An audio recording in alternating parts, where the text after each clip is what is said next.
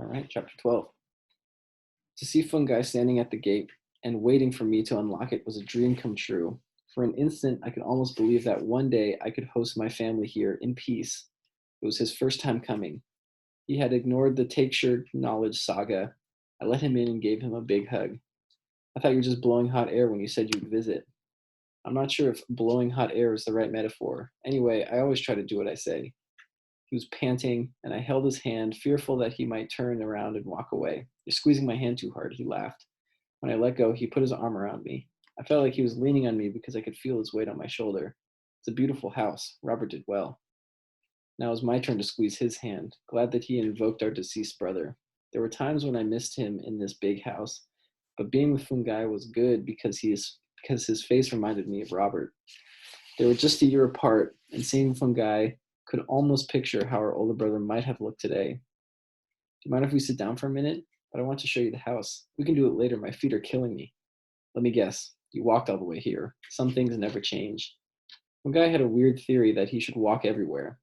There's no way of discouraging him when he made up his mind on something. He claimed that as a philosopher, walking brought him closer to the truth. When he pressed on the matter, he would claim that there was a natural state for all things to be in. Cars were unnatural because they moved unnaturally fast. One could see the world for what it really was. One couldn't see the world for what it really was. When walking, one was closer to the world and observed it more closely.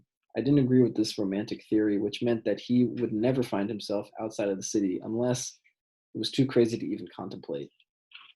We sat down under the shade of a musasa tree in the garden. A soft wind wafted the street scent of its green flowers towards us.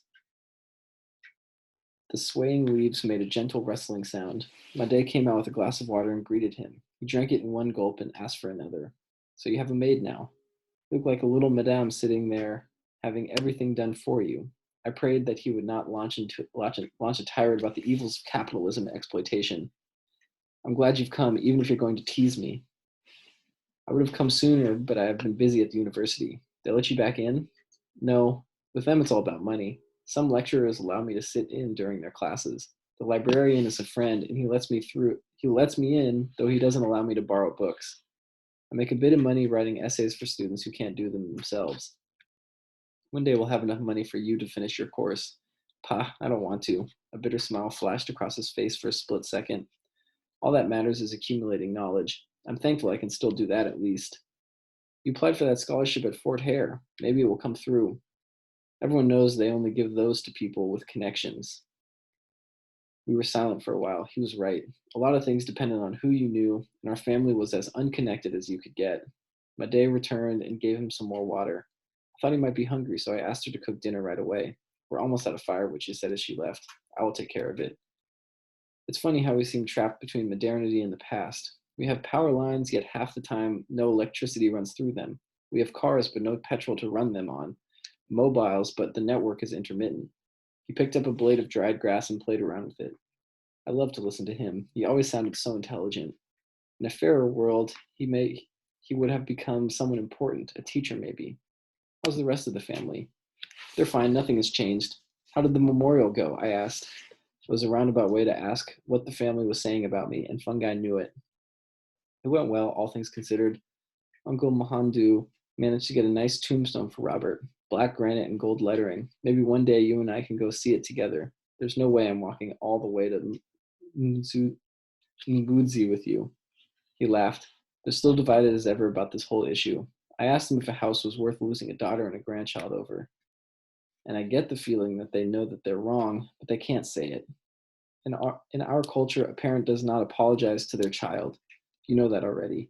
But there's something you could do to smooth things over. Like what? Apologize. Like hell I will. I'm not the one in the wrong here. I made an effort to see them at the memorial, and they turned me away like a dog. As far as I'm concerned, that was the last straw. You're my only family now. Don't say things like that. Blood is sacred. Says you, the one who doesn't even believe in God. Just because I don't believe in a Judeo-Christian white vengeful deity does not mean that I have no conception of right or wrong. Doesn't the Bible say, honor your father and your mother, that your days may be long in the land of the Lord your God is giving you? Exodus 20, verse 12. Children, obey your parents and the Lord, for this is right. Ephesians 6, verse 1. I could go on, you know. That's not what I'm trying to say. The point is, whether they were right or not in this, they're your parents, and you should make peace with them. It is you who have to make a move. What if takes your knowledge? I don't care about them. They're your siblings. They're young and they have long to live. It is Baba na Mai that are important. I'm not ready yet. Swallow your pride. Chiunuso came running in and leapt onto his lap. Uncle Fungi, what have you brought for me? He hugged her and laughed. Greet your uncle properly, I told her. Oh, come on, leave my niece alone. She has to learn to do it the right way, otherwise, one day she will embarrass me. She clapped her hands together and said, Makadini Sakuru Fungi. She smiled and replied, and he smiled and replied, Ndiripo Wakadini Hako Muzukuru. He gave her a bar of chocolate, which she opened and ate right away. If only I had loving uncles in my day. She was still in her blue and white school uniform, so I sent her away to change. I was angry that Made had let her go off to play in her uniform. It was expensive, and I couldn't afford to get her another one if something happened to it before the year was out. The sound of her tiny voice singing as she went to the house calmed me. I can't believe she still remembered me. She's a clever girl, like her mother. I think she takes after her uncle there. We laughed and reminisced on the old days and gossiped about the new. When you are away from family for so long, it is amazing just how much you miss out on. The tour of the main house was a success. In a way, the spirit of Robert lingered as if he wanted us all here together as one family before he could finally move on. Fungi agreed with me and said that he felt it too. I offered him a room for the night. He told me that he fancied staying for a bit so that he could work on the garden and help out. The cottage had remained an anticlimax. The broken windows gave it a run-down appearance like something from a ghost town. Broken glass crunched under our feet as I showed him around. What happened here? Mukoma knowledge and his family. You mean they just vandalized the whole place and you didn't tell us? I never had a chance to. I will fix it up one day when I get the money. You could rent it out to a small professional family. This is losing you a lot in potential dollars. All right.